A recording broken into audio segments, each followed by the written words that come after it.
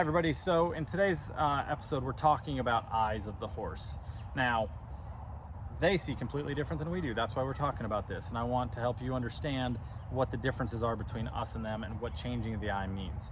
So in the previous episodes we've talked about ears and how the ears follow something that might worry them, then the eyes track there, and then the brain tracks there, and then you might lose your horse.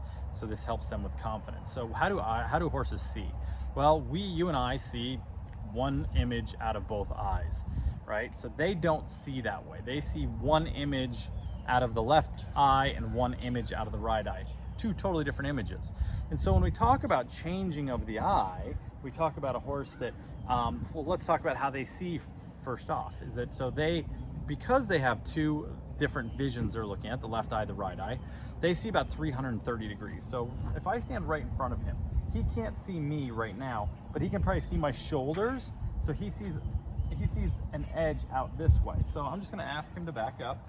So he's not going to see directly in front of me. He's not going to see directly behind me. So that means if I'm on his back and he wants to know where I'm at, he's got to turn his head a little bit to see that. So horses have pretty good range of vision. Even if his head is straight, he can see basically right off that right eye all the way back to the hip, and right off the left eye all the way back to the hip.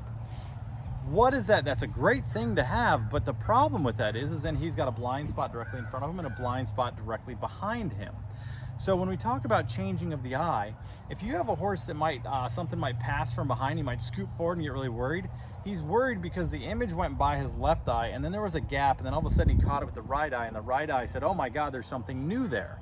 So we want to help them to be comfortable with the fact that if we come around them, they'll go off that left eye, there'll be this void, and then all of a sudden this image will come back to the right, and they'll be confident in enough with themselves and with us that they won't worry about it. Okay, that's super important when we're training horses. Same thing about the front. Like if you ever walk up to a horse to approach them in the front, they might turn their head to look at you. Okay, so the other thing that we want to really pay attention to is that when a horse, so we talked about if they're looking forward, they can't see directly in front of them. Like if you were to put your fist in front of your nose, between your eyes, that's what they see. So they can see this little pie shape off each side. So when we do that, if a horse is in a collected position, right? So the withers are up, the pole is up, and their head is down, they can't see anything in front of them. All they can see is to the side and to the back. So we have to be aware of that. So when the horse, like right now, his position here with his head relaxed, he can see that full 330 degrees. Now, if a horse puts their head up, they can see distance really well. Now, we can autofocus like super quick, like we don't even notice. If I'm looking at something close and I look off into the distance, there is no delay of focus. It's just right there. Horses have a delay that takes about a second and a half to actually change to see that. So if you have a horse that's looking at something and then you expect them to come back here really quickly, it's going to take them a little bit of time to focus back into that. The next thing we want to talk about is light sensitivity. So horses, if they go into, if you're a jumper, you're a dressage rider, or you're a Western person, you go into a darker place or darker indoor, people think that horses have great vision at night. They don't have the best vision at night, better than ours, but it's not great. And their eyes take time to adjust to that.